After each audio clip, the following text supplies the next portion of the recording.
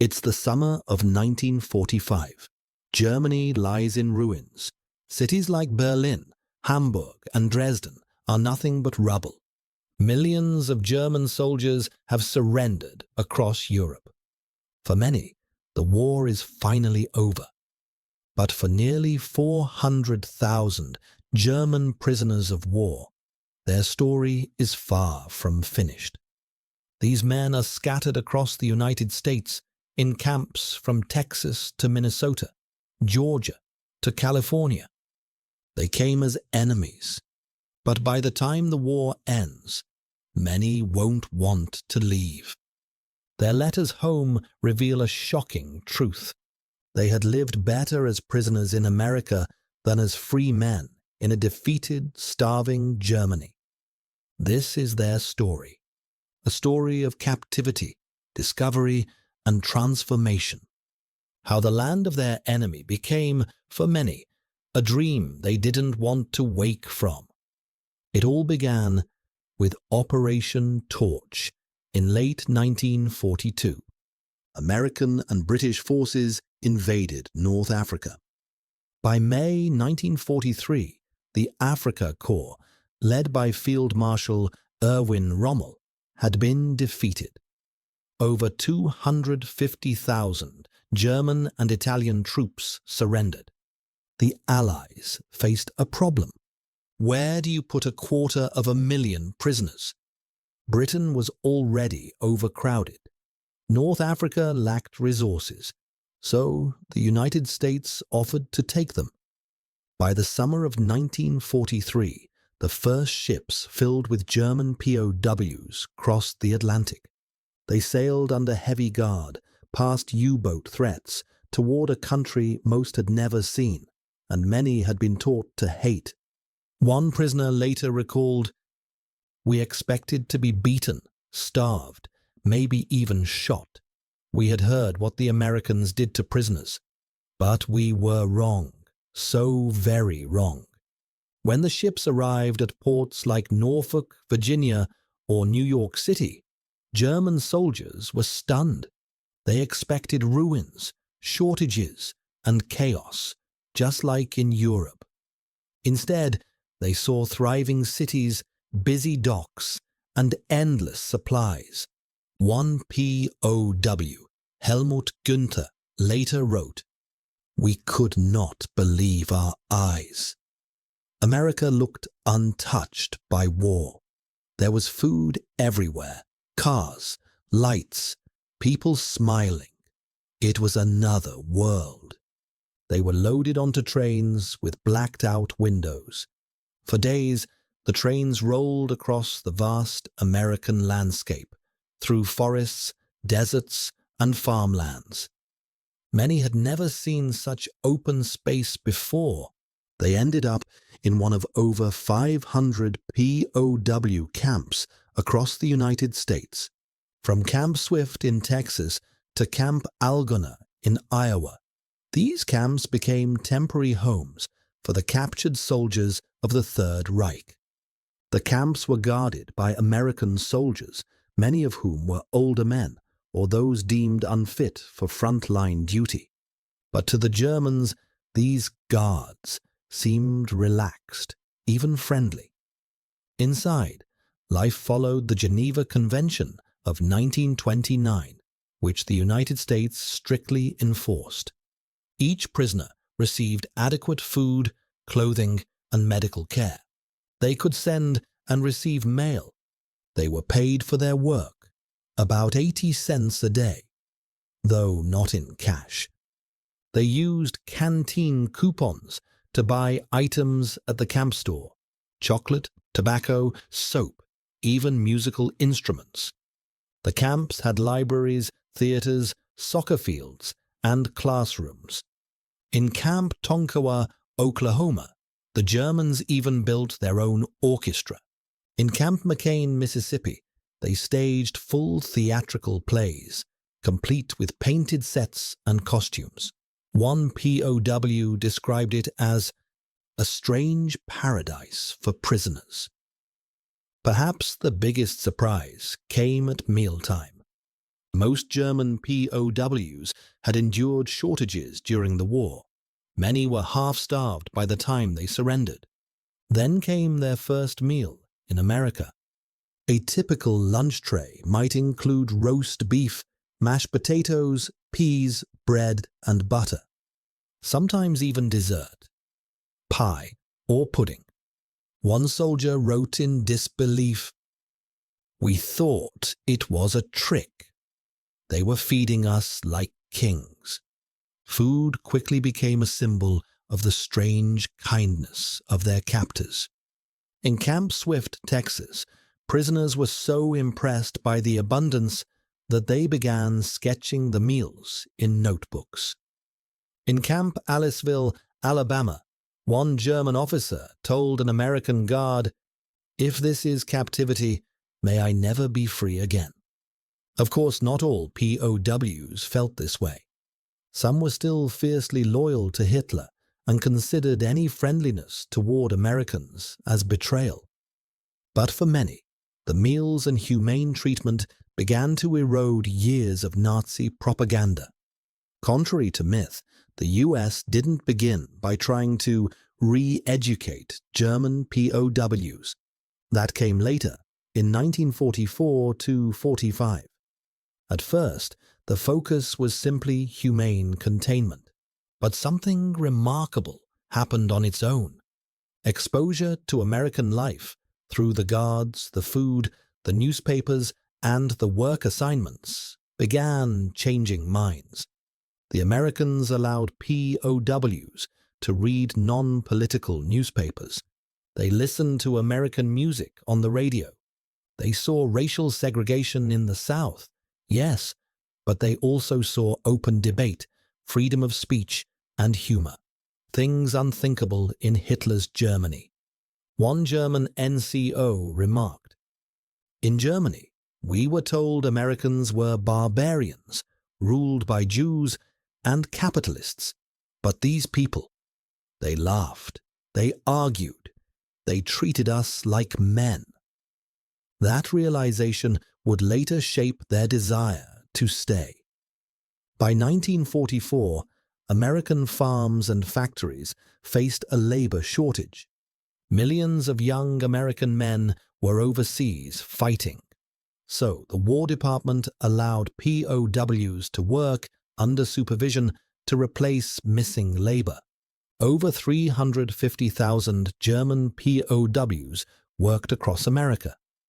They picked cotton in Texas, harvested wheat in Kansas, built roads in the South, and cut timber in the Midwest. They were paid for their labor. The wages went to the U.S. government.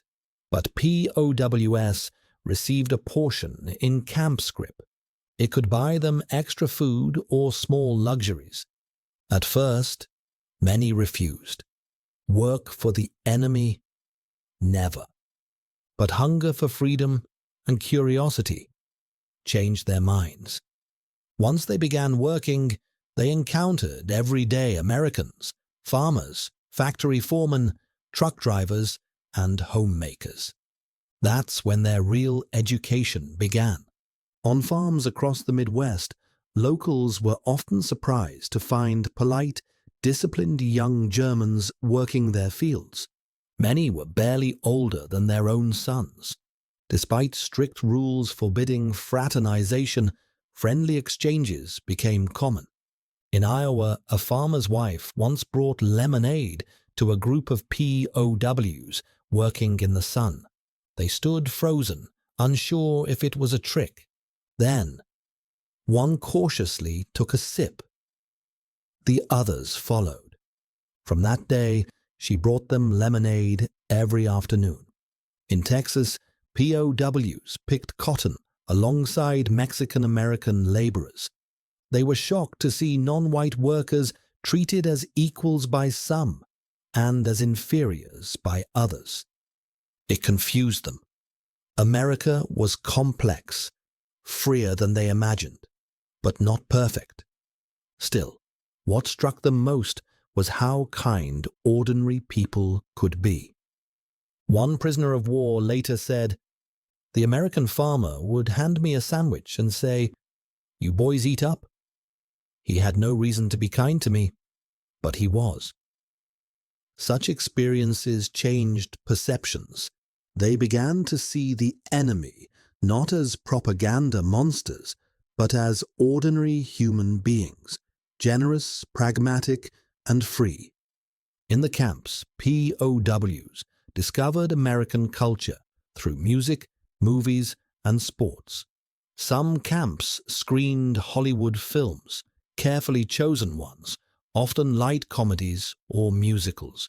For many, it was their first glimpse of American women, modern cities, and a society that celebrated fun instead of fear. Jazz fascinated them. Swing bands like Glenn Miller's orchestra became wildly popular among prisoners. They learned English lyrics phonetically, singing along in broken accents. Baseball, too, was a mystery. In Camp McCoy, Wisconsin, American guards organized games and invited POWs to play. At first, the Germans tried to apply soccer tactics. It was chaos. But soon they began to understand. By 1945, some were playing with skill and enthusiasm. Such moments humanized their captors even further. One POW remarked in a letter, "These Americans laugh all the time, even when they lose a game. I think that is their secret." The German prisoners were allowed to send and receive mail, censored, of course. Their letters often shocked families back home. In 1944, a soldier named Friedrich Weber wrote from Camp Aliceville, "Mother, you will not believe it. We have meat every day. We play football. The guards are polite. I fear you are suffering while I live like a guest." His mother replied bitterly, "We eat potato peels and sleep in ruins. You are better off in the enemy's hands." It was true. By late 1944, Germany was starving. Civilians were freezing in bombed-out homes. The contrast couldn't have been greater. POWs began to feel guilty, yet grateful. They realized that somehow fate had spared them. Over time, a quiet transformation took place inside many camps. Some prisoners of war still held onto Nazi ideology. They formed secret groups, held underground courts, and punished fellow Germans who spoke too favorably of America. But as the war neared its end, their influence faded. The moderates and skeptics grew stronger. Many began to question everything they had been taught. In one camp, a German teacher organized classes on democracy. Another started reading American history. Some prisoners of war even took correspondence courses through American universities. The U.S. Army noticed this change and began a formal reorientation program in 1944. It provided reading material that highlighted freedom, democracy, and the evils of dictatorship. It was voluntary, but many joined. They were fascinated by how Americans could criticize their own leaders openly, something unthinkable under Hitler. When news of Hitler's death reached the camps in April 1945, reactions were mixed. Some wept, others cheered. Many simply sat in silence. One guard at Camp Atterbury, Indiana, recalled, "They stood quietly, some staring at the ground. You could feel their confusion. Their whole world had collapsed." Soon after came the news of Germany's unconditional surrender. The war was over. The prisoners expected to be sent home, but for many, it wasn't that simple. Europe was in ruins. Germany was divided and occupied. Millions of refugees wandered the continent. And for these men, well-fed, safe, and treated decently, the thought of returning to that chaos was terrifying. By mid-1945, American officials began the process of repatriation, but some prisoners hesitated. A few even asked if they could stay. At Camp Huntsville, Texas, one German sergeant reportedly told his American supervisor, "If I go home, I have nothing. No house, no job, no food. Here, I have everything I need." In Camp Fort Robinson, Nebraska, another said, "We came as enemies and leave as friends. That is hard to understand. The U.S. could not legally keep them. The Geneva Convention required repatriation once hostilities ended." Still, many POWs secretly hoped for a delay, and in a way, they got it. The journey home was slow. Ships were in short supply, and many POWs were sent not directly to Germany, but to Britain and France, to work as laborers helping rebuild war-torn Europe. For some, freedom came only in 1946, or even 1947. They toiled in foreign fields, longing for the America they had left behind. In letters, they wrote wistfully about American kindness, the taste of real coffee, the laughter of guards, the sound of jazz on the radio. To them, America had become a land of light, while Germany, their homeland, was still cloaked in darkness. Though they eventually went home, the experience changed them. Many German POWs became among the first to rebuild the moral and social fabric of post-war Germany.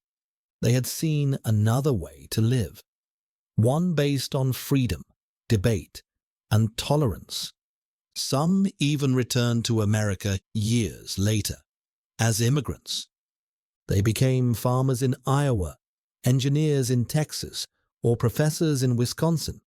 And when they were asked why, their answer was simple: "Because I first saw freedom there, even as a prisoner." By the end of 1945, most German POWs in the United States had begun their long return journey. But their memories of America would never fade. They came as soldiers. They left as witnesses to a strange paradox: that captivity could sometimes feel freer than the world they had known before. The war was over, but for hundreds of thousands of German prisoners of war, freedom didn't come immediately. Instead of sailing home to Germany, many were rerouted to Britain, to France, even to the Soviet-occupied zones of Europe. By mid-1945, America held nearly 375,000 German POWs. Repatriation was supposed to begin as soon as hostilities ceased, but the logistics were overwhelming. Ships were needed to bring American soldiers home first. So the prisoners waited. Some waited for months, others for years.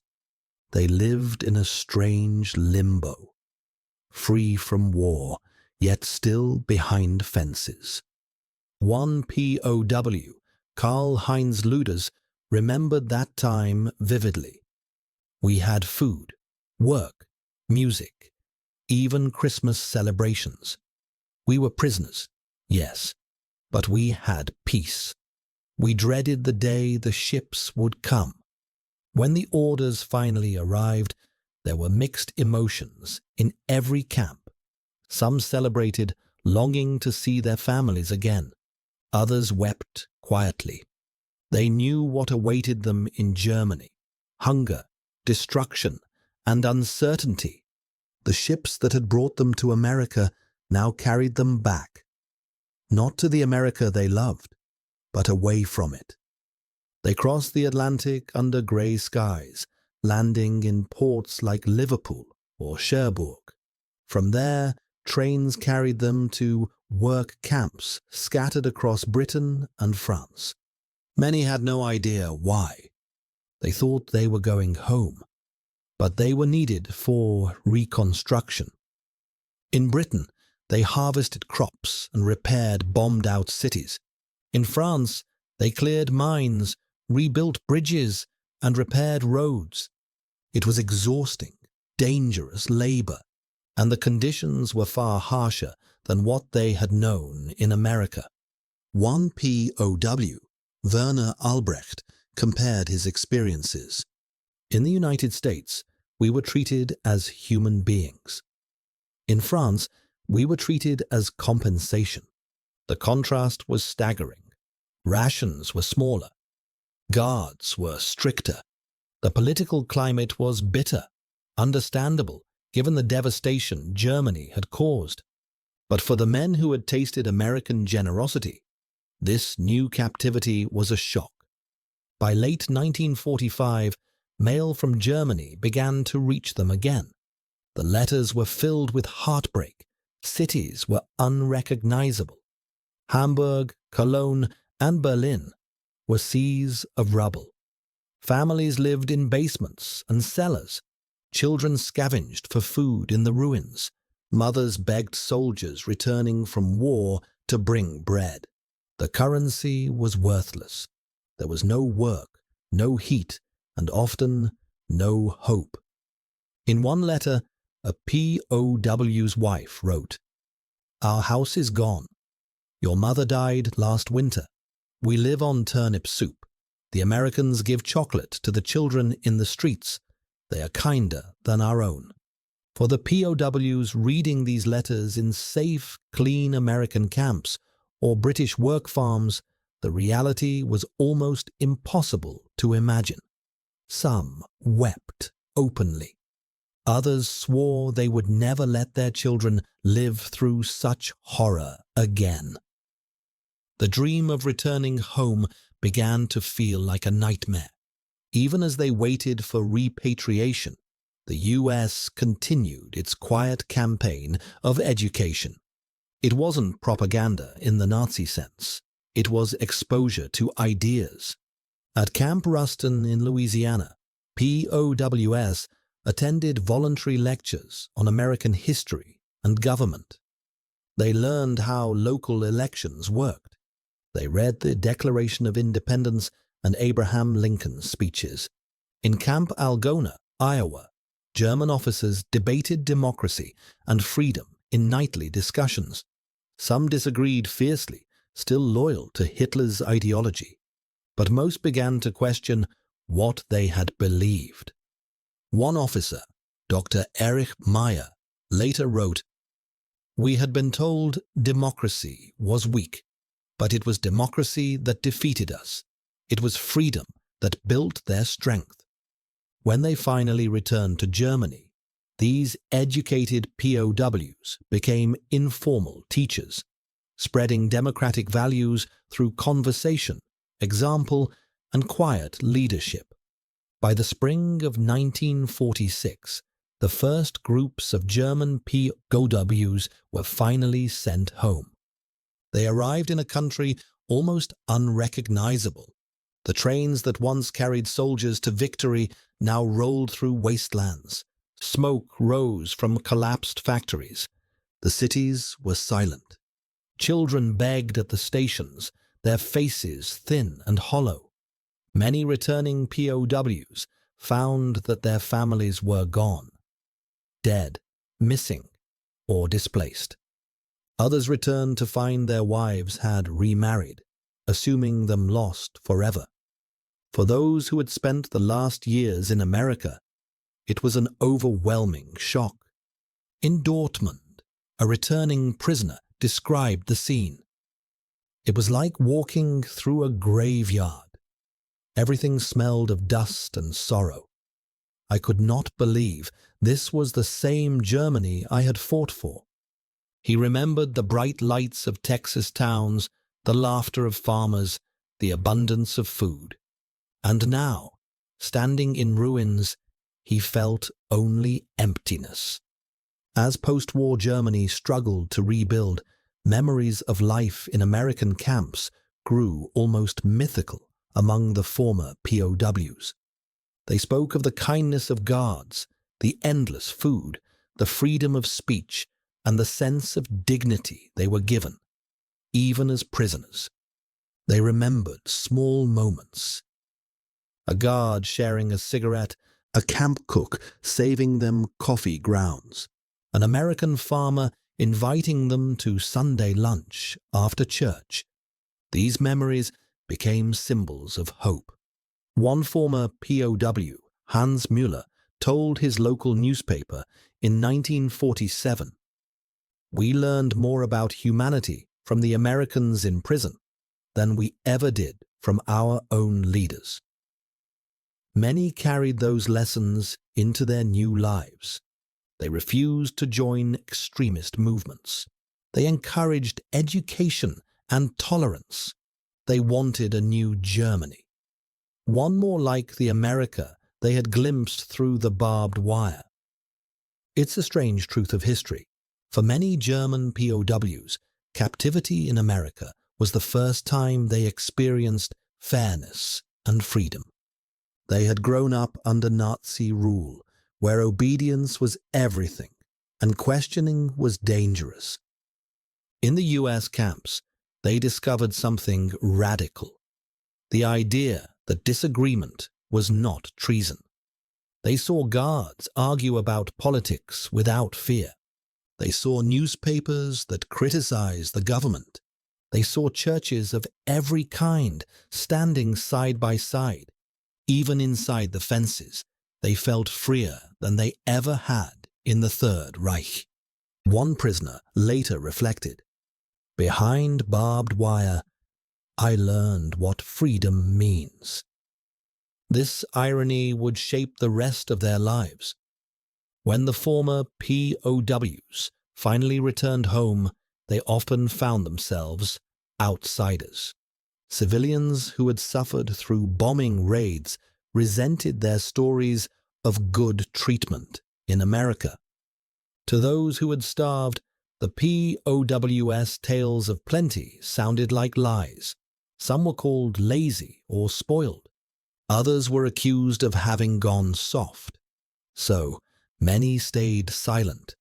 They worked hard, rebuilt homes, raised families, and quietly held on to their memories of America.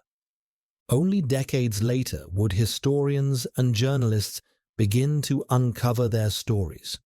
And when they did, they found a recurring theme: gratitude. By the early 1950s, West Germany had begun to recover. The Marshall Plan had poured in aid. Cities were being rebuilt. The new Federal Republic of Germany embraced democracy, and many of its leaders were men who had seen the world from behind US fences. But something unexpected happened. Some of those former POWs began writing to their old American guards and employers. Letters crossed the Atlantic, full of warm memories and simple greetings. "Dear Mr. Thompson, I hope you still remember the German boys who worked your farm in 1945. I have never forgotten your kindness." These letters often led to invitations and soon visits. By 1955, the first groups of former German POWs returned to America, this time as guests. They stayed with the same families they had once worked for. They brought gifts, small wooden carvings, cuckoo clocks, or photographs of their families. Old guards and prisoners embraced like friends. They shared stories, laughed, and sometimes cried. For many, it was a spiritual homecoming. One famous story comes from Camp Hearn, Texas. During the war, German POWs had worked on nearby farms, harvesting cotton and helping with cattle. One of them, Fritz Engel, had formed a close friendship with a farmer named Robert Jenkins. Years later, in 1952, Engel wrote to Jenkins, thanking him for his kindness. The Jenkins family invited him to visit. When he arrived, the entire town came out to meet him. They greeted him not as an enemy, but as an old friend returning home. Fritz stayed for a month, helping on the same farm he had once worked as a prisoner. When he left, he told reporters, "This country showed me what decency means. I will never forget it." Stories like his appeared all over post-war America, in newspapers, on radio shows, and later in documentaries. They reflected something rare: reconciliation born from kindness. Not all former POWs went back to Germany for long. After the war, thousands applied to return to the United States, this time as immigrants.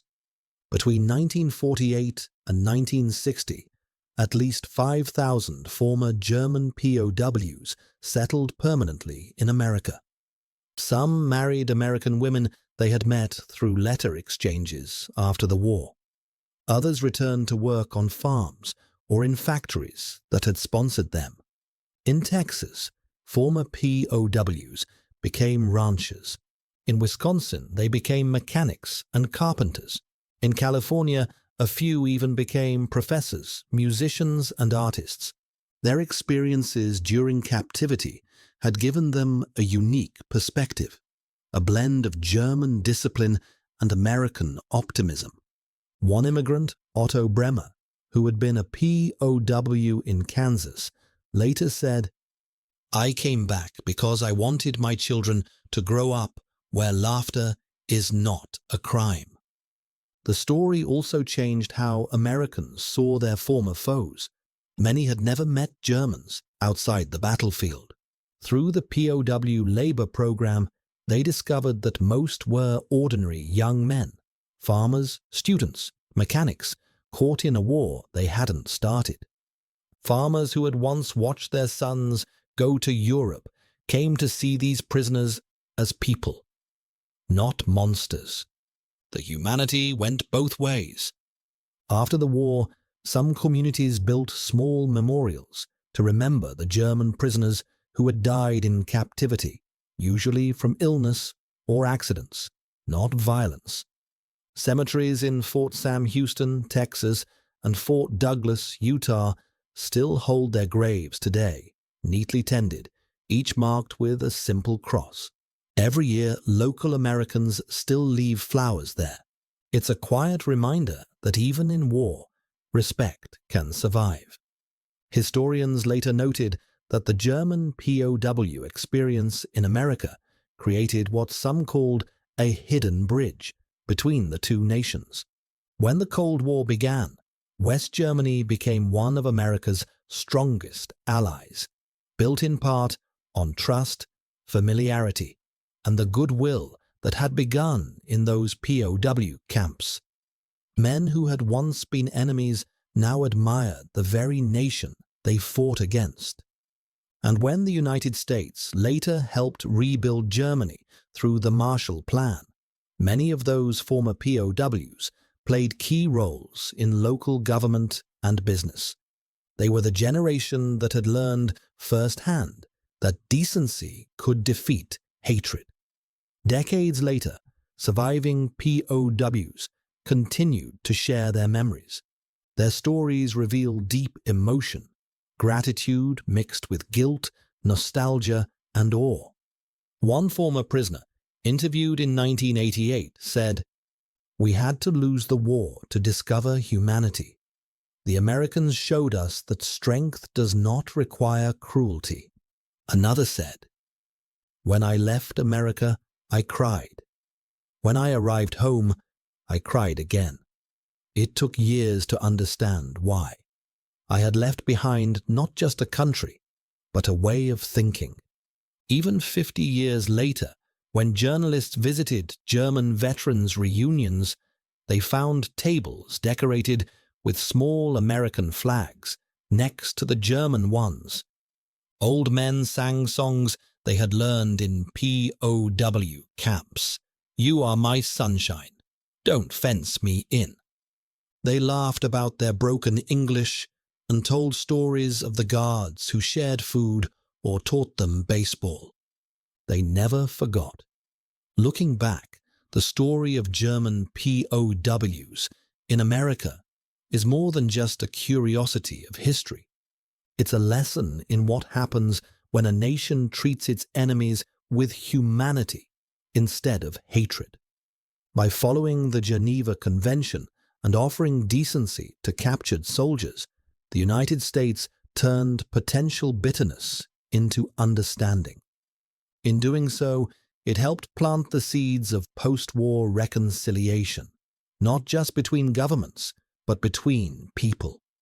In a world scarred by violence, that kindness mattered. When the war ended, the German POWs returned home, but America never really left them. They carried with them memories of a land that had fed them, taught them, and changed their view of freedom forever. Many rebuilt Germany with that vision in mind. Some came back to live in America, chasing the dream they first glimpsed as prisoners.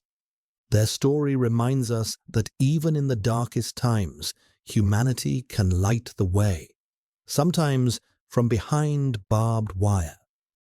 When the last ships carrying German prisoners finally docked in Bremerhaven in 1946 and 1947, their passengers faced a homeland nearly unrecognizable. Germany had ceased to exist as they remembered it. There was no Reich, no Führer, no glory, only ruins. The nation was divided into 4 zones of occupation. The American zone in the south, the British zone in the northwest, the French zone in the southwest, and the Soviet zone in the east. The cities that had once defined German industry and culture, Berlin, Hamburg, Cologne, Munich, were skeletons of stone and ash. Factories lay silent. Trains no longer ran. The black market ruled. Yet, among the survivors returning from captivity, something unexpected stirred. Hope. They had seen another way to live, another way to rebuild, and another kind of nation.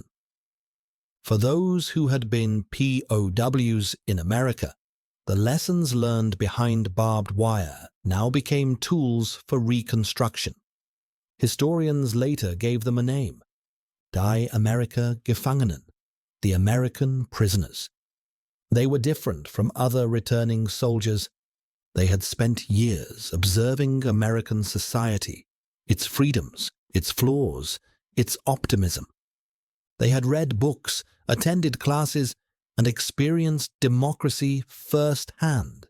Back in Germany, their stories spread like quiet sparks. They told neighbors and relatives about how Americans debated politics without fear, how people of different religions lived side by side, how guards had treated them as human beings, not enemies. In the dark aftermath of defeat, such stories were like light through a crack in the wall. A former Luftwaffe officer, Wilhelm Klein, remembered, "When I came home, everyone was bitter. They cursed the Allies. I told them, not all Americans hate us. Some helped us see that there is another way to live. They thought I was mad, but I knew it was true." The American POW generation quietly carried democratic ideas into post-war Germany. They didn't lead revolutions. They simply lived differently.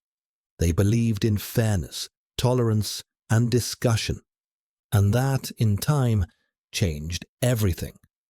The United States, aware of Germany's potential role in the new Cold War, decided not to repeat the mistakes of World War I.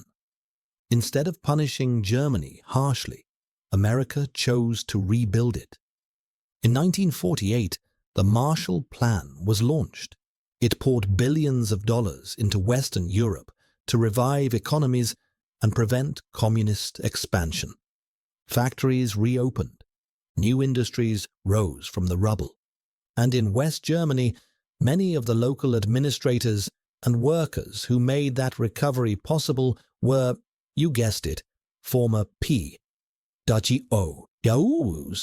They had learned English in the camps. They understood American business methods. They admired American efficiency. One economist later joked, "The best American aid we received wasn't just money. It was the men who had been prisoners there." Their knowledge helped smooth the relationship between occupiers and locals. They became interpreters, advisors, and liaisons. Some even worked directly with the U.S. military government to set up schools and local councils. In 1945, Germans feared the occupying Allied forces. Rumors spread of revenge, humiliation, and endless control. But the reality, especially in the American zone, was different. The U.S. occupation was strict but fair. Soldiers enforced order, distributed food, and helped restore basic services. Former POWs recognized familiar faces, accents, and even familiar attitudes among the GIS. One farmer from Bavaria told an interviewer, "When the Americans came to our village, I was not afraid. I had been in Texas. I knew they would not harm us." This quiet trust, built years earlier in the POW camps, helped ease the tension between conqueror and conquered. It created a foundation of mutual respect that would grow into one of the strongest alliances in modern history. In 1949, the Federal Republic of Germany, West Germany, was founded. It was a new start, a nation built on democratic principles with a constitution inspired by both German and American ideas. Among its early politicians, journalists, and educators were men who had been POWs in the United States. They brought with them lessons about transparency, accountability, and civic duty. Some historians call them the quiet apostles of democracy.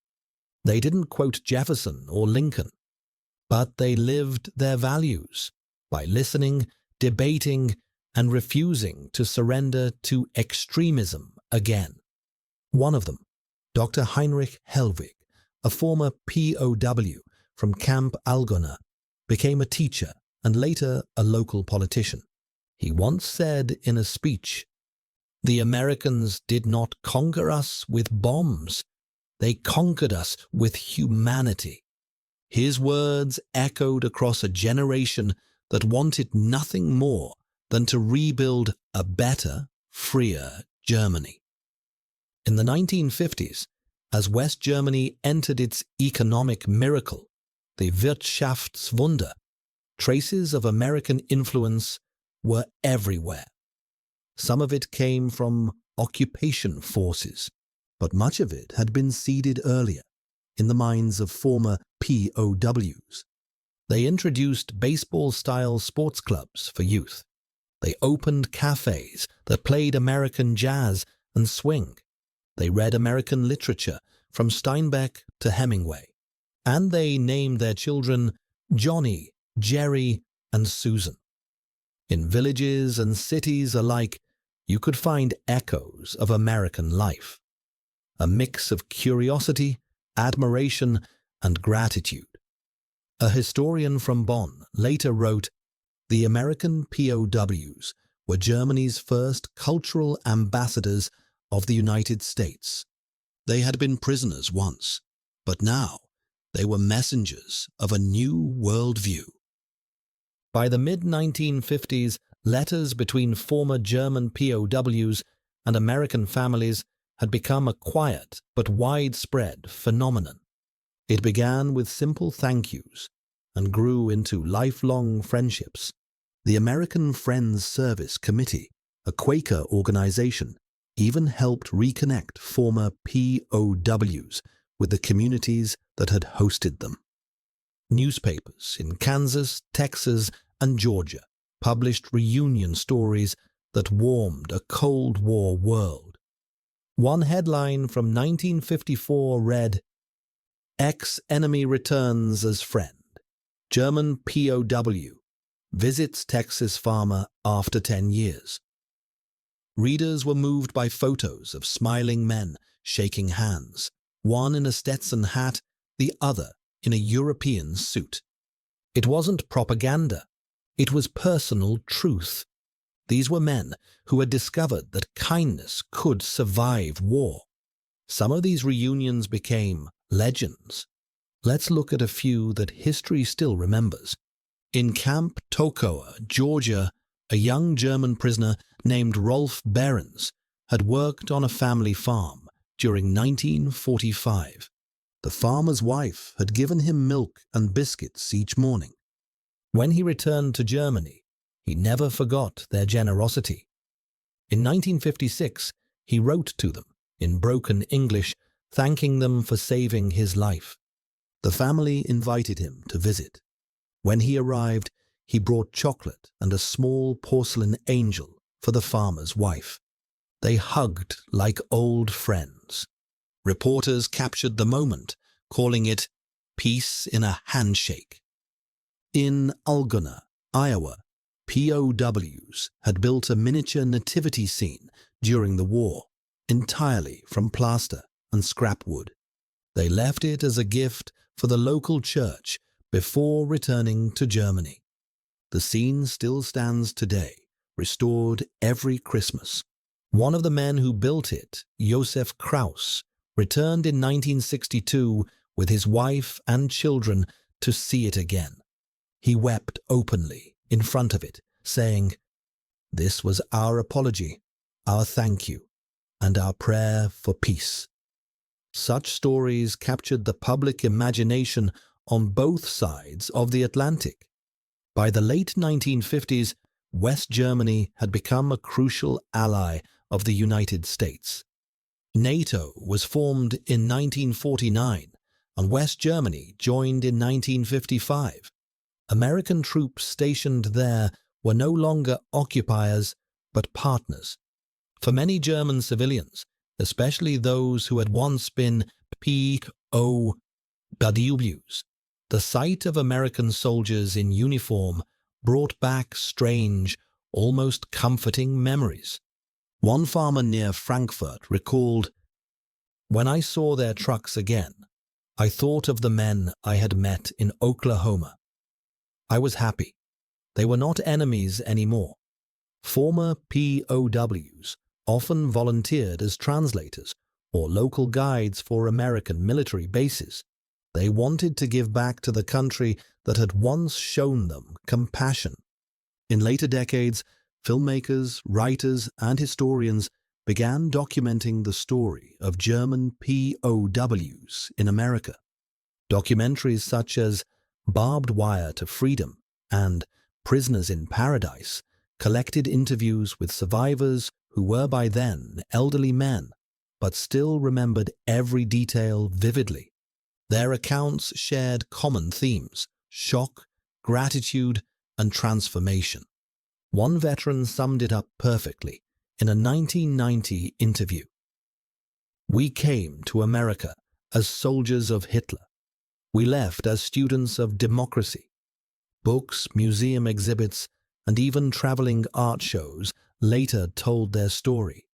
The Camp Algona POW Museum in Iowa and the Camp Hearn exhibit in Texas still stand as reminders of this forgotten chapter of history.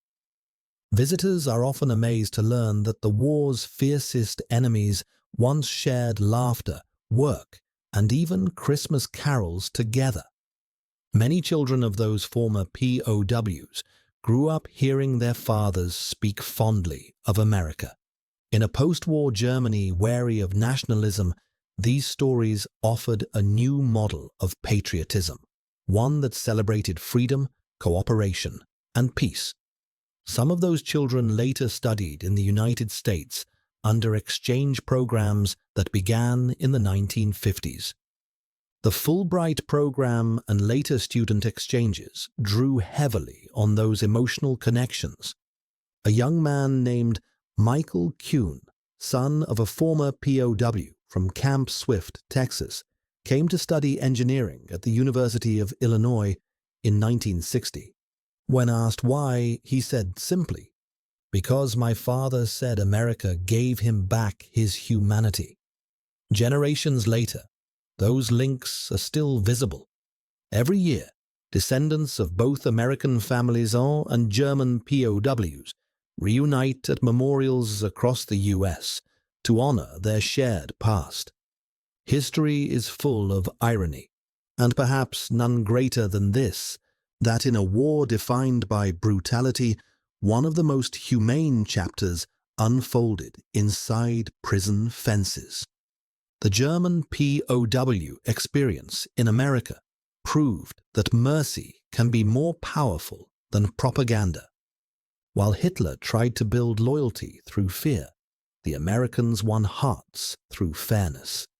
Even as prisoners, these men saw that a society could be strong without being cruel, and that realization rippled through time, shaping nations, friendships, and lives.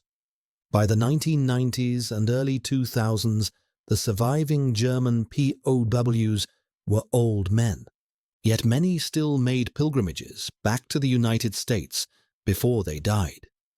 They visited the camps, or what was left of them. They walked through empty fields where the barracks once stood. They met descendants of the farmers and guards who had shown them kindness. In 2005, one of the last large reunions took place in Hearne, Texas. Former POWs from Germany, now in their 80s, stood beside local families and American veterans. They sang both national anthems and then shared a meal, barbecue and apple pie. A reporter asked one of the old men, Friedrich Lang, what he felt. He smiled and said, "I came here as a prisoner. I leave as a friend." He died a year later. His children buried him with a small American flag beside his German one, honoring both parts of his life. The legacy of those POWs is more than just memory. They helped shape modern German-American relations. Their stories are taught in universities, shown in documentaries, and commemorated in museums. But perhaps their greatest legacy is moral. They proved that even in war, respect for human dignity can plant the seeds of peace. From behind fences, they glimpsed freedom. From defeat, they found enlightenment. And from kindness, they built bridges that still stand today. In the end, the story of German POWs in America is a paradox, a tale of men who discovered freedom while imprisoned. They entered captivity fearing vengeance. They left it transformed by compassion. When they said they didn't want to go home, it wasn't treason. It was revelation. Home was rubble and despair. America was order, abundance, and fairness. In the decades that followed, they helped rebuild their homeland in the image of what they had seen. Not a copy of America, but a reflection of its best ideals. Their journey reminds us that the greatest victories are not always won on battlefields. Sometimes they are won in the quiet hearts of men who learn that kindness can outlast war.